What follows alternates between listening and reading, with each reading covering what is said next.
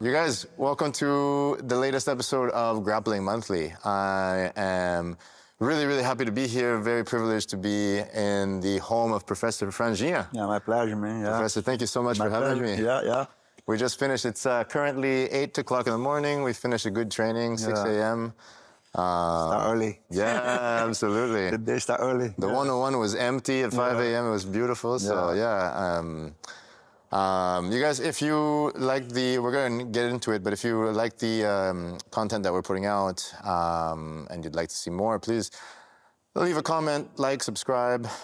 Instagram, YouTube, Facebook, TikTok, all these things helps continue the journey and learning about jiu-jitsu from the teachers, the great teachers we have access to here in California and everywhere in the world.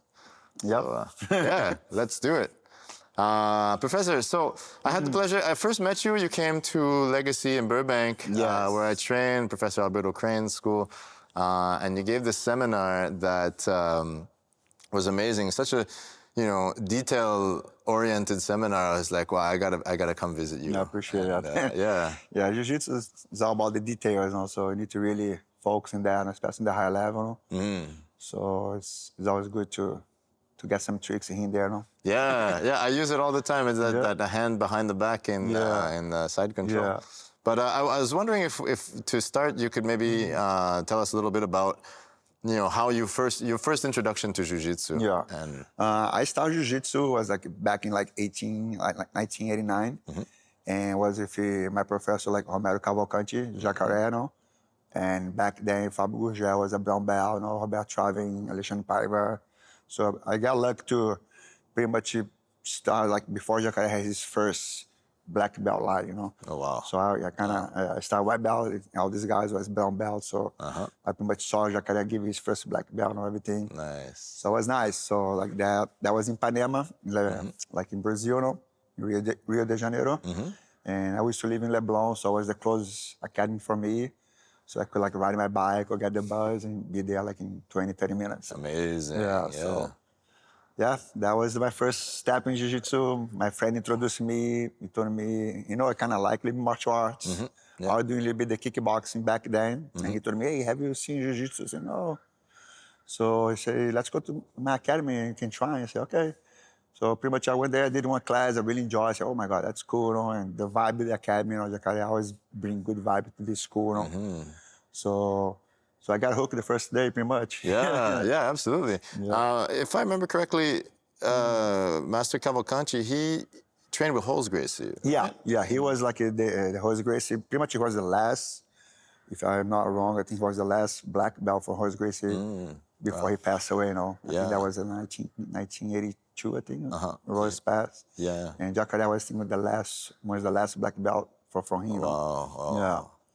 And if I'm not wrong, I think after Jacaré, I went to train with the other Gracies, I think like Hickson or the guys from the Muay Thai thing. And after he opened his own school. Yeah, amazing. So 1989, you would have been maybe a blue belt around the Desafio Luta Livre Jiu-Jitsu. Yeah, I was a blue belt at that time. Yeah, when I started, because it doesn't have a lot of tournaments as a white belt, it was more blue belt over, Okay.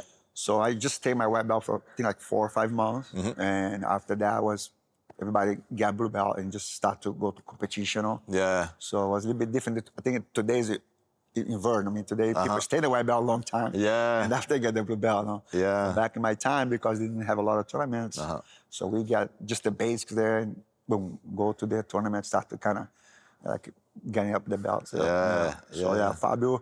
Fábio was my coach too, So that one there, Fábio Gurgel? 91, Fábio Gurgel. So in 91, that was when I have the challenge, Yeah. To live in jiu-jitsu. So I was there, participating. Amazing. I was having the chance to have all the guys see the training, the guys together, Yeah. So it was pretty cool. That was very cool. Yeah. And that was the first time it was televised, I think, on a big scale, right? Yes.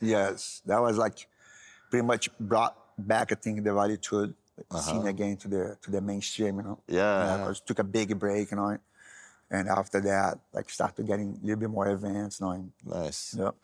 How I wonder if you could describe what the class was like, during that time, your white, blue belt, purple belt type of what was the environment like? Did you Was there taparia, for example?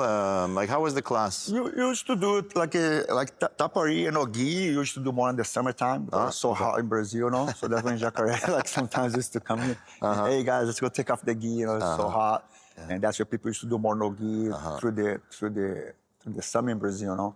And that time too, sometimes you used to do like a little bit of tapari as well, but most of the time was a gi tournament or gi classes, you know.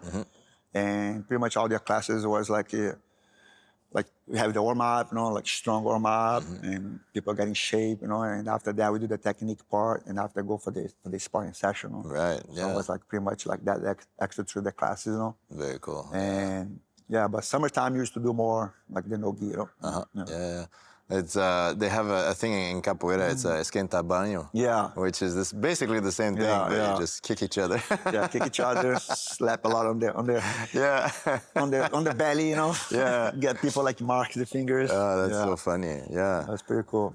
How long was it like an hour and a half class, 2 hours or 1 hour? Like the class is like usually average was an hour and a half, but of course, I mean, I always have the mat rats, they stay a little bit longer, do the techniques, I mean, they stay a little bit longer, but average class is like an hour and a half, to people like can come in, training, go back to work, you know, or people go to school, so, was that in like Nova Leblon, like, was that an affluent part of Rio de Janeiro, or was it like a mix, a kind of middle class, or like what kind of people would come to class, like all types of people? We have of course, Jiu-Jitsu was always like one of the things that most expensive martial arts in Brazil, you know. So first you attract a lot of middle class, higher class guys, you know, because the price was always a little bit more high than the other martial arts.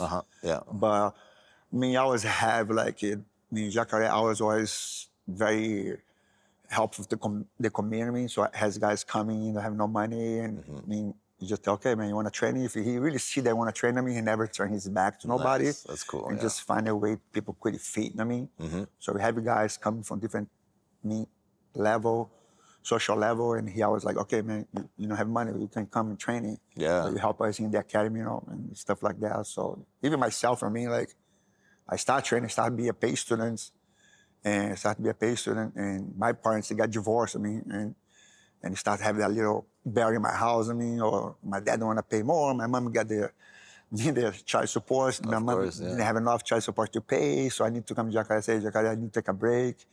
I mean, I'm going through this in my family right now, and he just told me, Franjinha, look, I know you love Jiu-Jitsu, so I don't want you to stop. So anything can help me too, I mean, we can kind of figure it out. So that's why I started to be assistant instructor, you know, help with the little kids, I mean. So I say, look, man, I go to school this time. After my school, I'm free. I can come and stay here. I say, okay, cool. No? So that's how I start to kind of get the love for the sports, you know what I mean? That's one of the reasons I think really make me change my mind to become like a professional jiu-jitsu, I mean, because I saw, okay, man, I can learn this, you know, I can change people's life, I mean, the way he changed my life, I mean, so it was kind of pay forward thing that I'm doing today, I mean. That's amazing, That's the whole thing, right? It is, I mean, I think jiu-jitsu, I mean, like I tell people, no, jiu-jitsu can take you anywhere you want, but I think the most important thing is like the way you can change people's life. I mean, that's really captivate me in jiu-jitsu, making me kind of love jiu-jitsu is this. I mean, absolutely. Build a champ is nice, I mean, but I think like changing people's life for better is a lot better. Very meaningful. That's so cool. You really grew up through like I don't know if it was the golden age or like, you know, like one of the most interesting, exciting times in jiu-jitsu too, because I think it went around like the 90s, of course, with the UFC 93, just this boom, right? Now it's basically taking over the world. Hopefully. It's going on. It's. Did you know like back then, like for example, when you were younger, like, you know, maybe purple, brown belt, did you see it happening? Like, did you think, like, this is going to be big? I mean, we're always growing with the history, you know, like me, I always say Carlinhos used to every time come, you know, and go to the tournaments and see Carlinhos Gracie, talk to Jacaré, you know, and Jacaré, hey, what's up, Carlinhos? How's everything? I say, oh, everything's good, man. what's going on? What's the plan? Man, you know what it is, conquer the world. Man, conquer the world.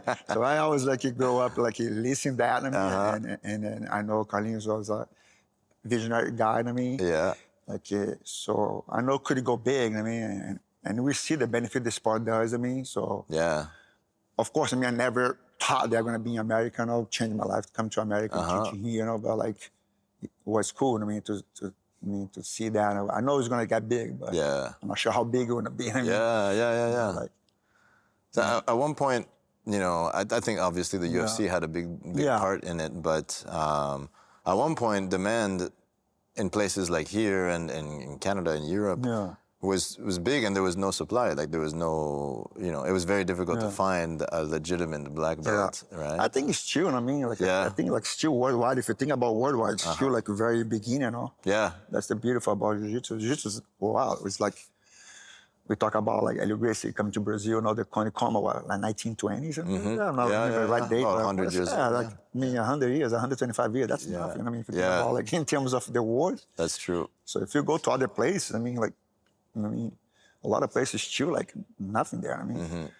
So I think today you can become a black belt. Yeah. And you can go anywhere in the world and teaching. And so it's still a lot of field. Yeah. People want to come, of course, California, beautiful place. But you go to Canada, probably you to Canada, nobody want to go to Brazilians, guys. At least Brazilians don't want to go to the cold. So if you go there, you're going to open academy, you're going to be successful. Same thing in the United States. If you go to Chicago, some other places For sure, yeah. I think it's still a lot of field. Texas, just a big boom, 5 years ago. Yeah.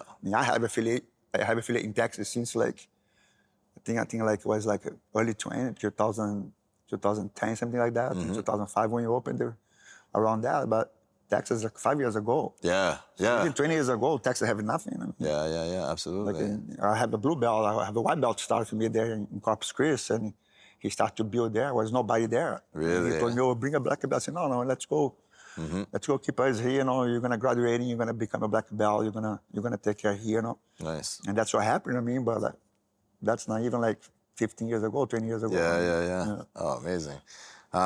There's a few very courageous Brazilians up there in the north that have decided to call Canada home. Yeah, people that have that, I want to go there, they make it big today. For sure, yeah. I mean, it's a long way from the beaches, you know what I mean? Yeah. Actually, my old capoeira teacher, he went to so the East Coast, Nova Scotia, right? Close to I don't really know what the equivalent is in the US, but East Coast. The ocean is very cold. It's the Atlantic, but it's not the same Atlantic as Eugenico, right? Exactly. And he went surfing. He put the big complete suit on, everything, and he got into the water. 4 inch. Yeah. He cannot even move on a man. So did you train with Jacaré all the way to black belt? Yeah, pretty much I have the lineage for Alliance, but I started Jacaré a white belt. So when I got my blue belt, like I said, I was fast, and I got purple belt, and Fabio moved to São Paulo. So Fabio started teaching in São Paulo, and Fabio has another academy in Rio first, called Clube Federal in Leblon, that was close to my house. So when Fabio opened that academy, he invited me to be his assistant instructor there. Nice. So I kind of moved with him to that. We were blue belt at that time. So I started to help him there, and after a few years, he moved to São Paulo. He got a big opportunity to open a school in São Paulo. So he went there. So I stayed because I was doing university there. And in that time, I went back to Jacaré, keep training for Jacaré.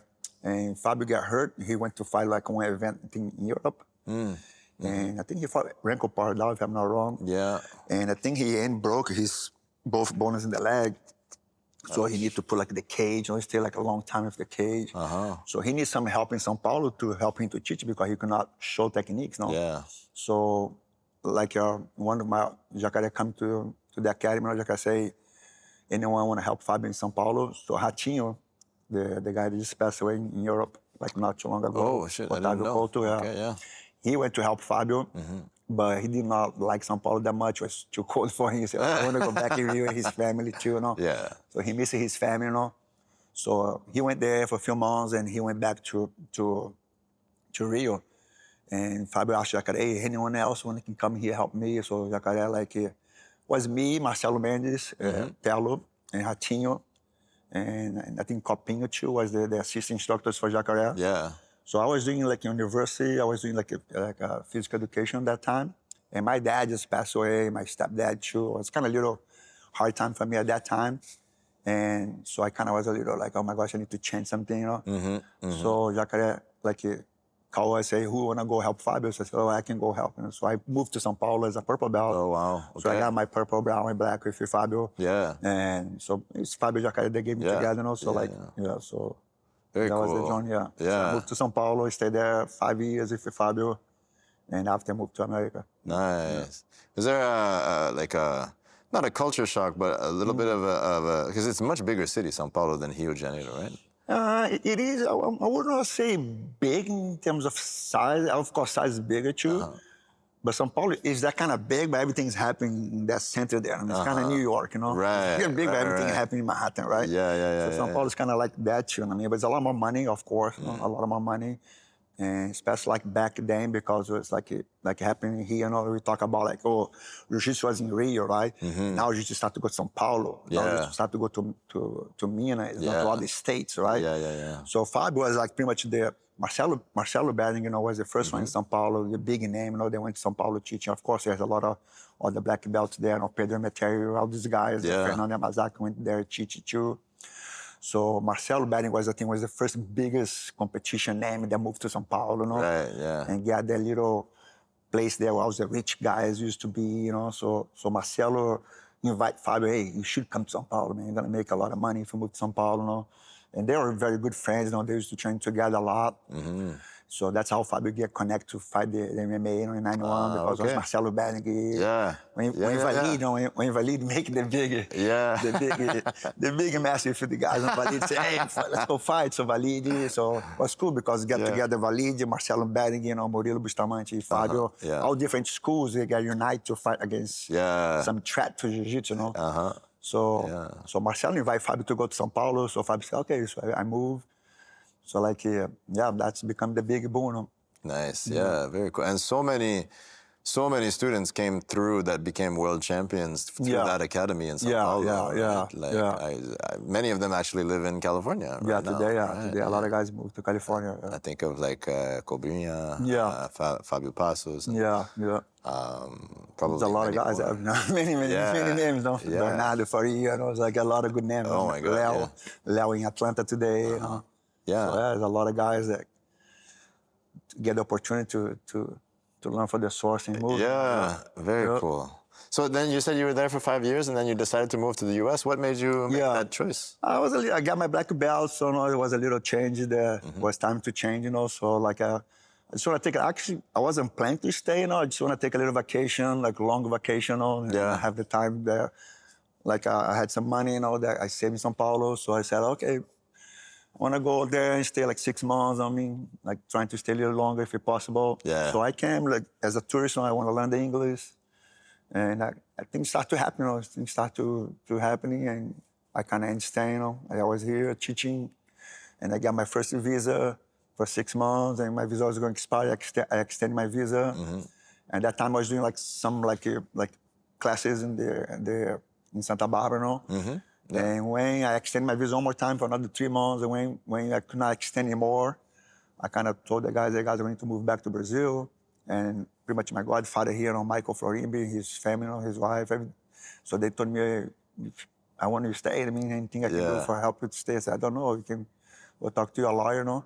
So he talked to the lawyer said, if you open one business, I mean, you can hire him to stay here.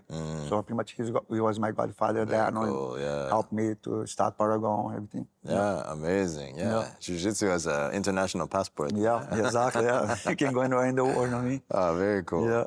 That was, what year did you decide that you were going to stay in the US? That was like in 1987 to 1997 to 98. Okay, very cool. So 1997, and I went back to Brazil. I got my work visa, come back. In 1998, I think it was February 1998, I opened the first Paragon. Very cool. So you've been in the US for almost 30 years. Yeah. 30 years now. It goes by quickly, huh? Yeah. Oh my God, so fast. Yeah, so fast. I know. The older I get, the more I'm like, I know. how was like, it? Yeah. It looked like a week. Yeah, 1 absolutely. year ago, but like a week now. Yeah. Did you know that Santa Barbara was one of the most beautiful places in the West Coast? Like I didn't know. No? I know it was beautiful because when I came, I came in like in 1996 to fight the first Pan American that happened here in Los Angeles, no? Yeah. So it was that when they moved the Pan American from Miami, I think, Florida, I think they moved to here. And so I came here to fight the first Pan American. And I have a couple of friends in Santa Barbara that I stayed there because I don't want to pay the hotel. So I stayed there if they invite me to stay there. So it was cheaper for me to come. So I kind of saw Santa Barbara and said, man, that's beautiful. No? Yeah. So, so I fell in love the first time there. Yeah. It looked like it'd be like my neighborhood, like Leblon. No? Yeah. It has the beach, has the mountain close, it has the waterfall, stuff like that you can go. So I fell in love and I said, man, that's a beautiful place. Nice. And so I fought the tournament, went back to Brazil, and that's when we think about moving already, So, so I talked to my wife and said, let's go. Nice, very cool. Comes. Yeah. So how was your experience teaching gringos, right? Teaching Americans and non-Brazilians Brazilian Jiu Jitsu. Was it basically the exact same thing? Yeah. Like how was it for you at first? For me, in the beginning, it was very hard because first I did not speak the language. When I came here, I was zero English. So I have a couple of friends that speak a little bit. So they are teaching the class, right? And I was just like watching, but they decided to go back to Brazil, and I kind of everything pretty much fall from me. There are a couple of guys. There was a lot of people, but I have 10 guys that I need to teach, So it's pretty much okay, guys. This. Start slowly, But I'm glad that people was very open arms. They want to learn. They love the jiu-jitsu. So it's pretty much my family here, my first guys, that helped me to stay, everything. So it was hard, but it's a beautiful process, learning and have that love, and start to grow in a small city, Yeah, absolutely. Santa Barbara is very small. I think Santa Barbara is 100,000 people. So it's not big. Yeah. But it was beautiful. Yeah. You didn't ever teach Oprah Winfrey, did you? I think she has a home. No, she came after. I don't think she lived there for a long time. I think she's less than 10 years. Yeah, but I didn't have a chance to meet her. I met some beautiful guys. I met some nice guys. Some nice souls. I teach Paul Walker for 10 years. Joshua Holloway. So some actors stopped by at the academy. Yeah, so it was cool. Yeah, Paul Walker. That's that was so yeah, absolutely. It was really sad. Did you award him the black belt after? Yeah, I awarded him like an honor. Yeah, honor that was beautiful. Yeah, really love. That's one thing he always. He was kind of become the ambassador for the BJJ, on the Hollywood. So I have the chance to go with him for 1 month before he passed on the Fast Furious 7, if I'm not wrong, I think, when he was shooting that.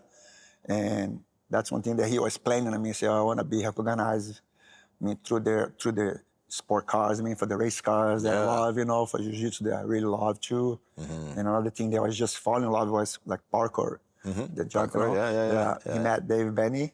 From Canada. France. I think from Canada. Oh, right? he might be. David. I think he's a Canadian guy.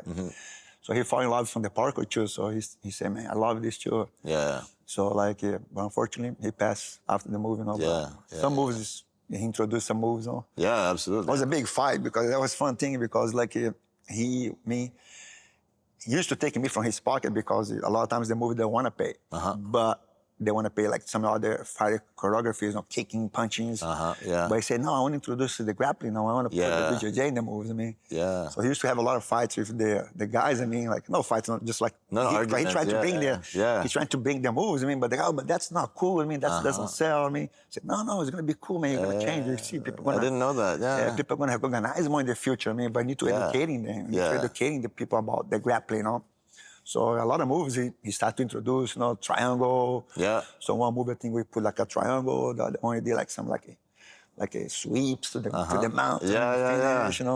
So That's very cool. Yeah. So it must feel pretty good now when you see something like John Wick, for example. Yeah.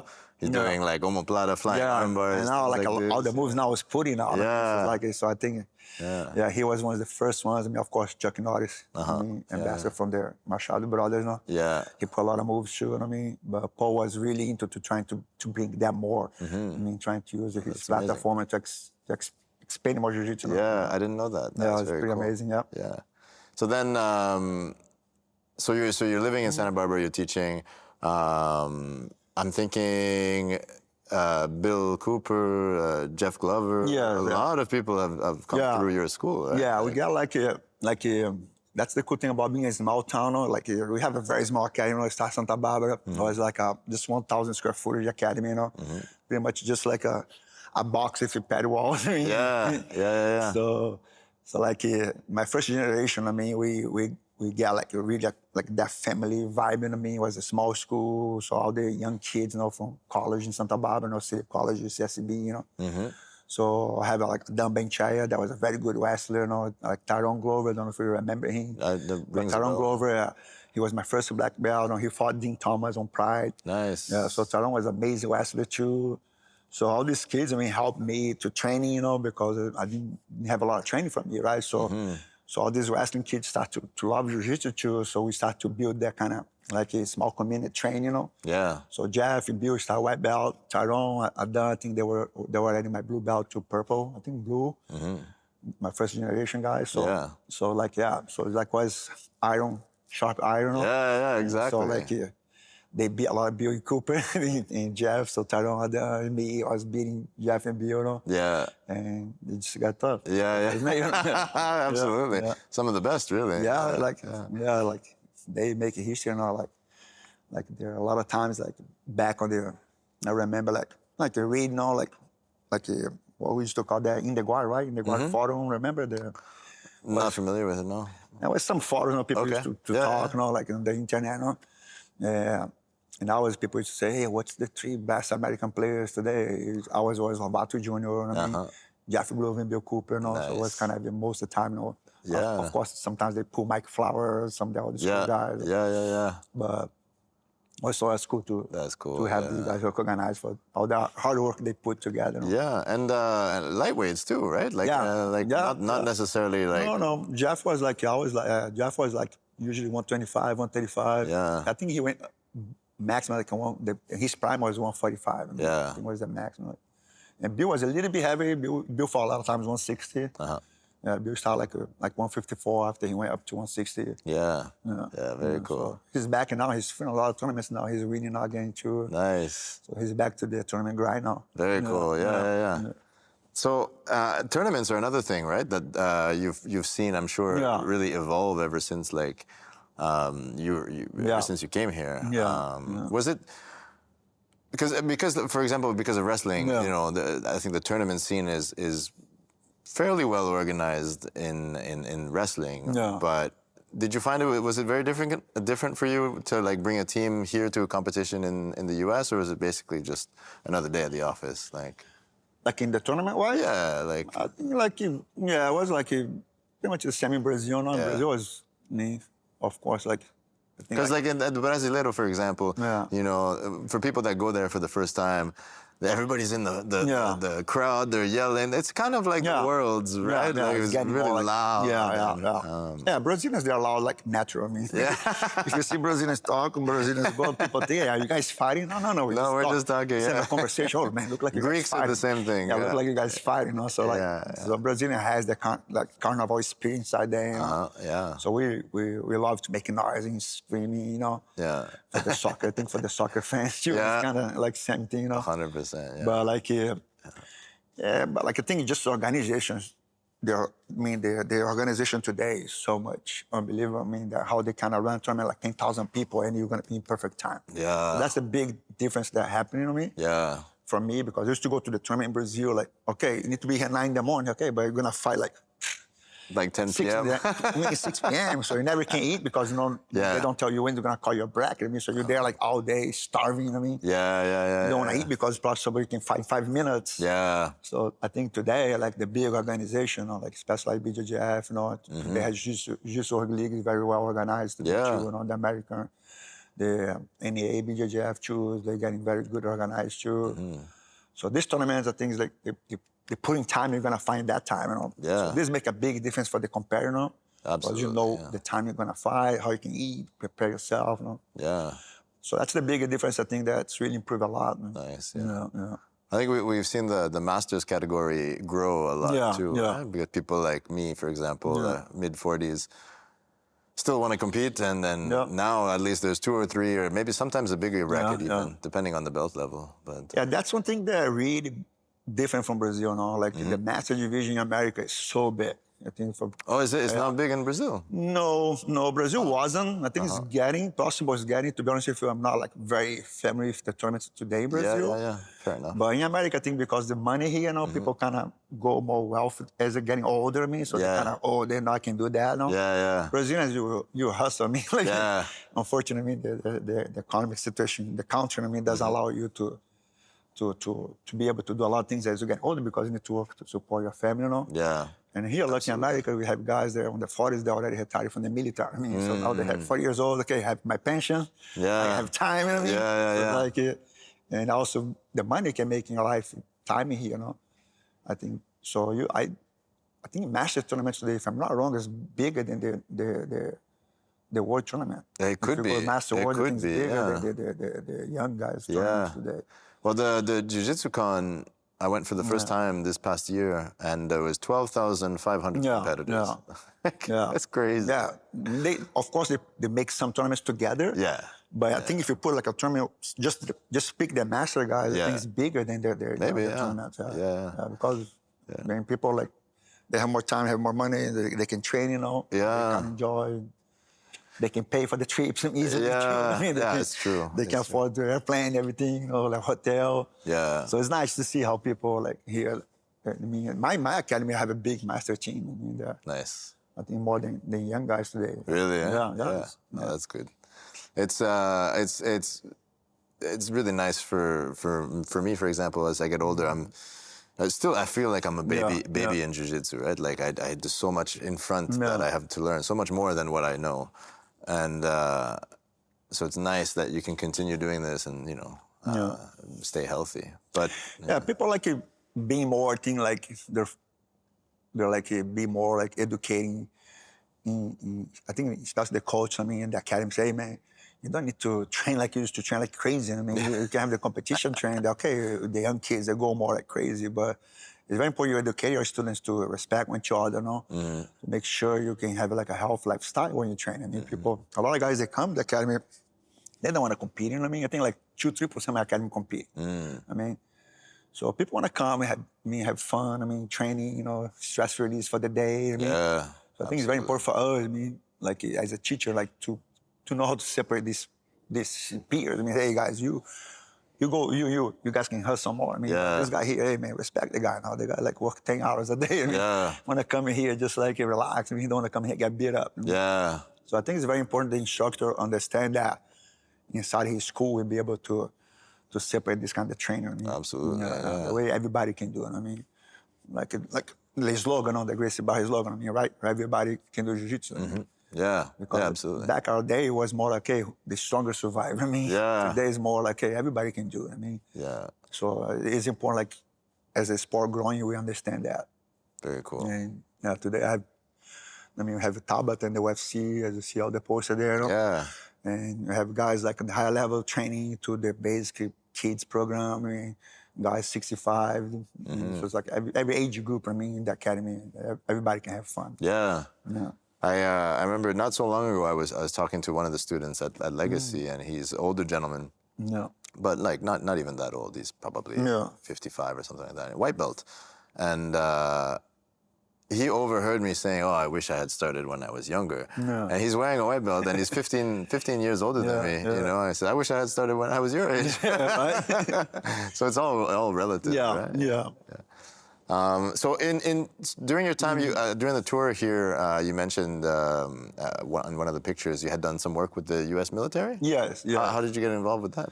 I have a guy in Texas that he used to be on the Navy, and he invited me to go to the Navy.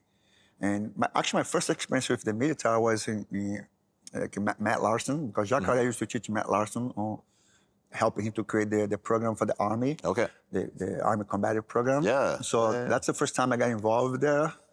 Again, I got a guy that invited me to go to the Fort Carson, and I did a seminar there. And after, like, one of my other students in Texas saw that I went there, and he was for the Navy, and he wanted kind of trying to help the Navy to create that program as well. So I went to Italy, in Sicily.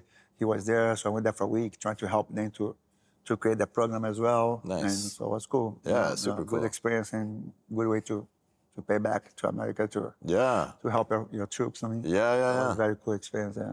So there was, I guess, at some point, because I think probably the training before might have been more like traditional kickboxing or boxing, maybe. For the Army? For the Army, yeah. Yeah, the Army, when Matt Larson created the program, I think like he tried to get like the BJJ, striking, and also has a lot of like the college stick fight. Yeah, okay, so they make a lot of like, they combine the three programs to be able to create something more like for the Army, because they could use the field, the machine gun to hitting people, you know, take it down in the short space. I mean, sometimes when they go inside the house, I mean, short space, so they use more the grappling, that situation, I mean, and the striking, you know.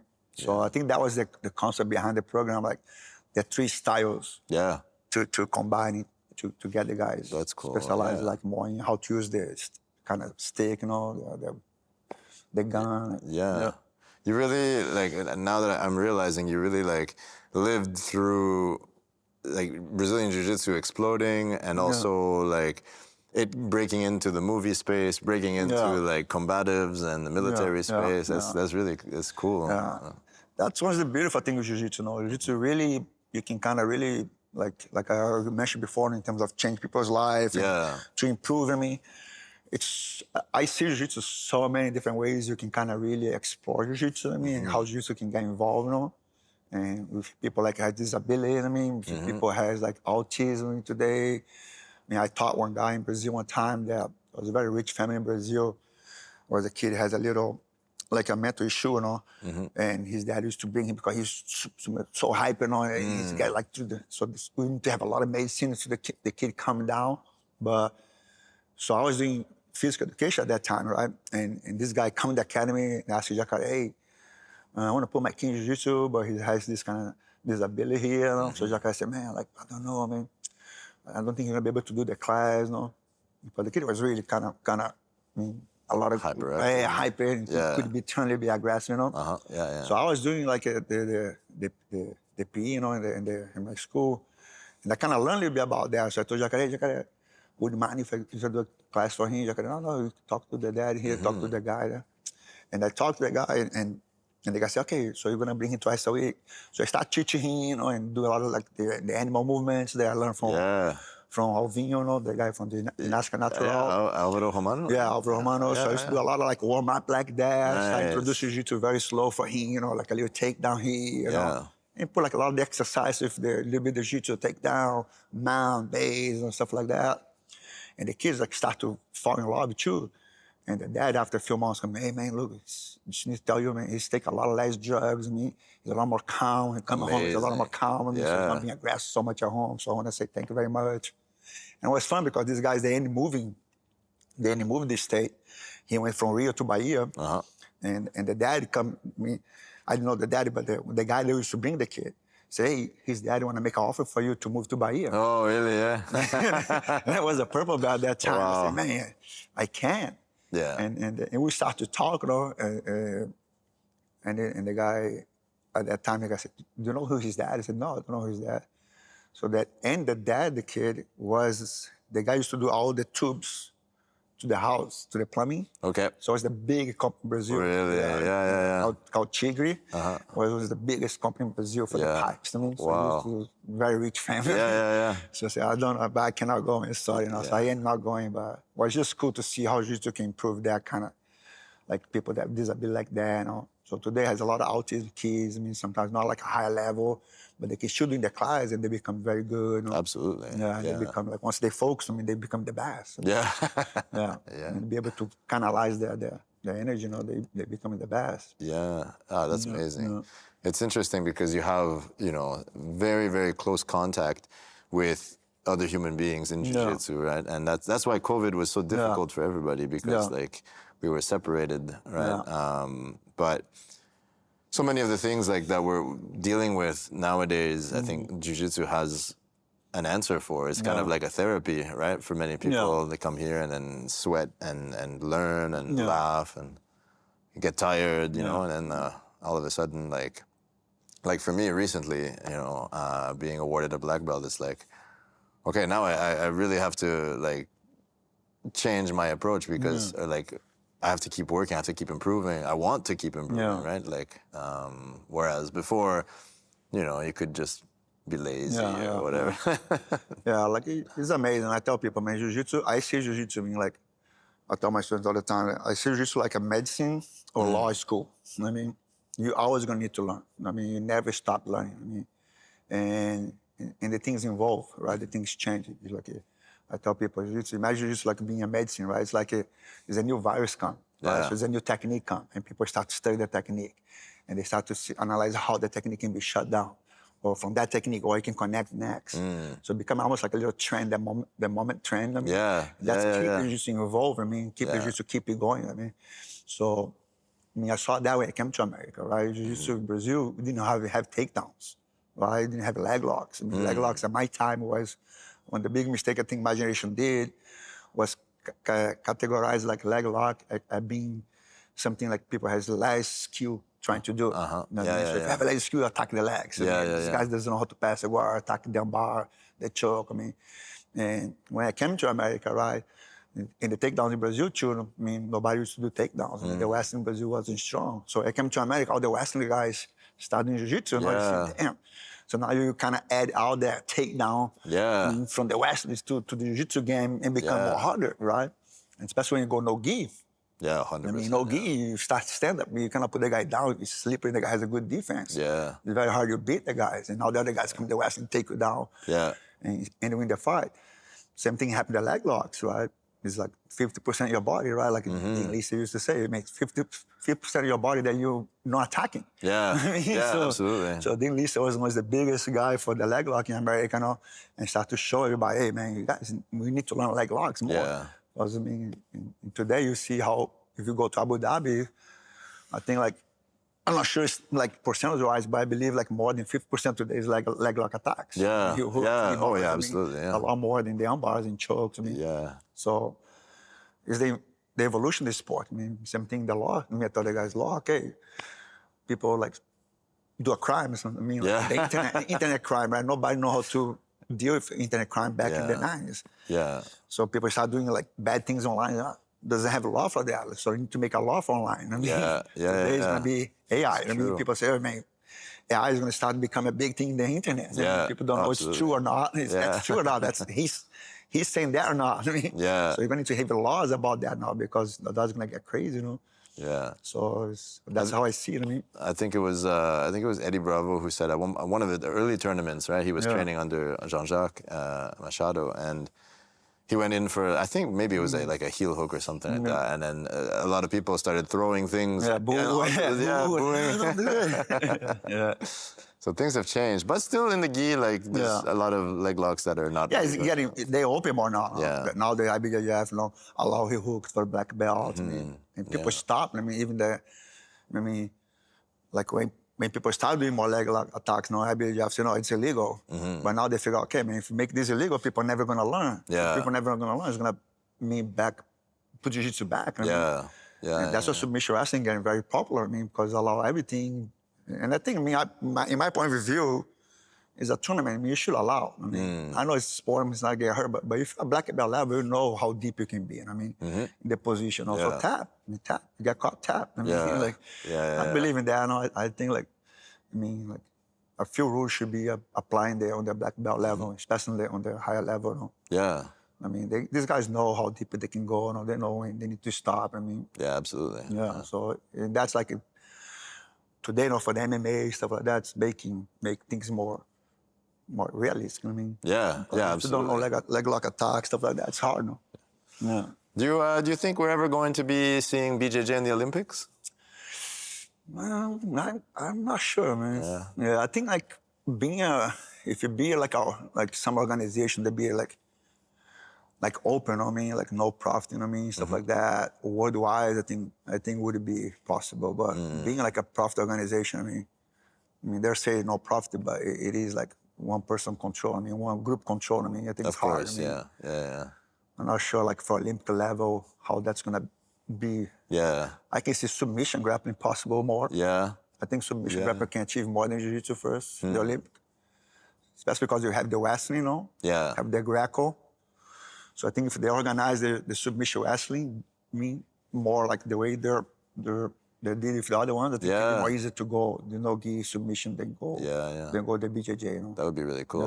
Yeah. Both wise, I think like people that do BJJ, they do submission wrestling as well. I mean, and so I think like the sport's gonna keep it going. Like independent if you go to the Olympic or not. Yeah.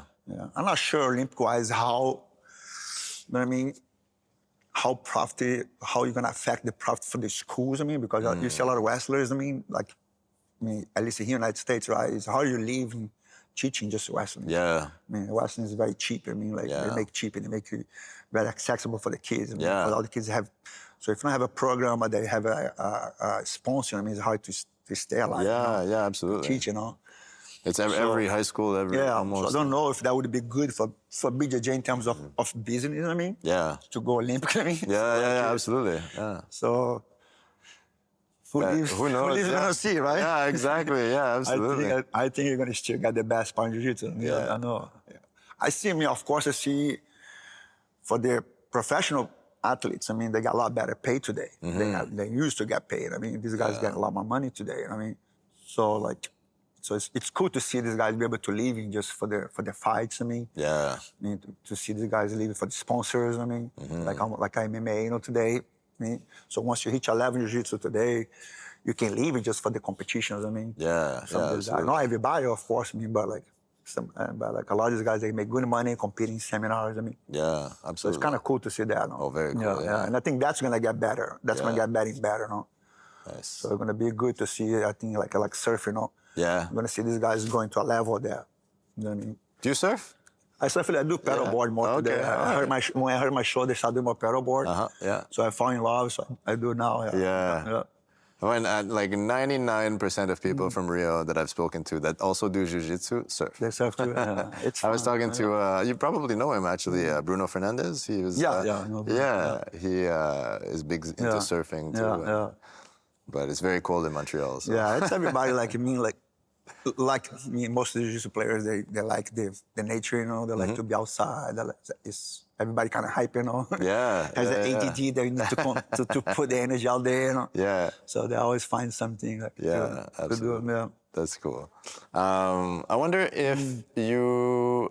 I think you kind of spoke to this earlier, but I wonder if you could share like advice for somebody who's maybe they're 40, late 30s, maybe 50s, and they're interested in jiu-jitsu, but they see like young guys very fit, like maybe it's a bit intimidating. Like, what's your recommendation for somebody who's started training later in life? Just leave the ego outside. Make sure if you get caught with tap, don't try to be a superhero. Yeah. I think like me, you always can be picking your training.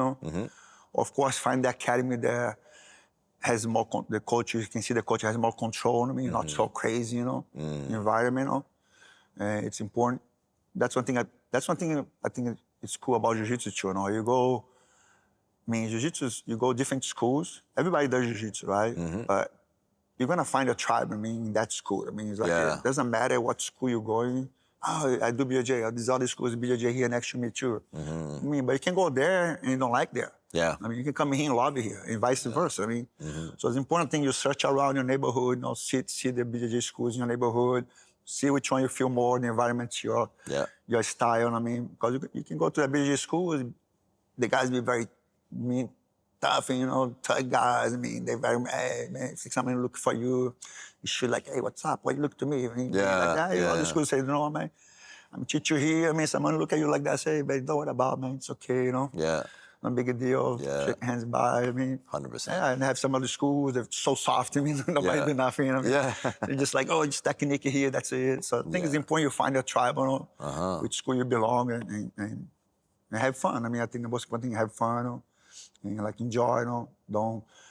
I mean, today I'm 55 today. I mean, so of course I cannot go like back 20s. I mean, and I want to stand up next day, right? Yeah. Like you mentioned there, I'm not like that. I can do betting ball all day long. I mean, so it's important you respect your body, you know, and have fun. I mean, and inside the academy, you can find your peers. I mean, the guys you like to train more. I mean, and just respect your body. I mean, I think the most important thing is respect your body, have fun. I mean, and I think your safety should be the first thing. The academy should be your safety. I mean, you should be safe. You should not be worried about like get your neck blow. I mean, or get your knee blow. Yeah, absolutely. No, that's good advice. I like to ask a few like short questions sometimes. Sure. Easy questions, just like for example, what do you prefer, gi or no gi?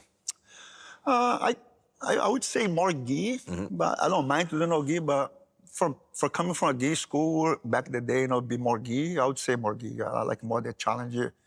The chest, the gi, I think is more technical. No, I think no gi. I mean, of course, there's a lot of technique in no gi too, but I think just like the variation, the chokes you can do. You know, use the gi against the guy, use his gi against the guy, your gi against the guy. The gi usually interests me more in terms of the technique. I mean. Fair enough. Yeah. I like the no-gi too. Very cool. Yeah. What's your favorite submission? The one you gave me. The one you gave me, Yeah. If I need to pick one, I like more chokes, but I like a. Very good. That's a great answer. I love that. Yeah. Whatever. That's cool. Yeah. What's your favorite rule set? Like for tournaments? Yes. That's a tough one, man. I mean, I don't know, man. It's kind of tough one. I think you need to adapt to the tournament you're gonna do. So because I think like me, we went to a lot of tournaments, different rules. I mean, so like I think you need to adapt to what you fight, you know, because it has a strategy too. I mean, so like if you go fight ibjjf, right, they have time limit there. Of course, I mean, if you win, sometimes you're gonna hold a little bit to get the points. I mean, okay, now I'm safe. You're gonna get the double here. Yeah. And so I think you need to play. It's like a jiu-jitsu. It is a strategy, you know. So it depends what you're fighting. I think you need to adapt to that rule. I mean, but I don't know if I have a favorite rules. I mean. I don't know. Fair enough. Kind of hard to say. Yeah. I mean, I like all dance. Yeah. I like the one that the Hoyle did. That sometimes you flip the coin, you choose one position to start. Okay. The other guy flip the coin next time. I mean. Yeah. That was interesting. That was interesting rule. Make you play all the games. Make you play all different games. Yeah. As long as you play. When you're doing the academy, when you're training, right now you have a specific training about that technique. I mean, pass the guard training. Now just attack the mount, attack the back. I mean. Yeah. So it's interesting because make you kind of. You need to learn all the training. I mean, you're not just a passer guy. I mean, you're not just a guard player. I mean, you need to know everything. I mean, that's true. So that's one thing I like jiu-jitsu a lot. Like there was, I mean, growing up with Jacaré mentality, we used to do a lot of specific training. I mean, not just open mat, just like full row every time. I mean, so I think that make you understand all the techniques. I mean, yeah, absolutely. So that's I think was the biggest secret Jacaré had. I mean, back then, you don't see guys from Alliance that has just one style of the game. You know, if you analyze today, the Alliance team, everybody has a different game. I mean, has guys that just like to pass, have guys like to guard. I mean, so Jacaré always let us to build your own game. I mean, to let you kind of go what else you like to do. I mean, and from there, if you like guard, start the guard and have to go try and go to the top. I mean, if you're a top player guy, I mean, you can kind of just try to win the top. If you get reversed, you need to try to go back to the top. So I think that was a make like, I mean, you see everybody from Alliance has a different game. You see guys, you see Bernard Faria play half guard. You see Fabio is his coach is a passer. I mean, Fabio's match pass. I mean, But you see different guys like, so like that was cool. I mean, Very you cool. did a lot of specific training. It was a lot of times like you show a technique and just start with that technique. And after the end, you do open mat. Yeah. Very cool. Yeah. I see specific training like Professor Crane uses it all the time, and more schools I think have adopted that, right? It is safe too, you know. It's safe because you start to understand that game more.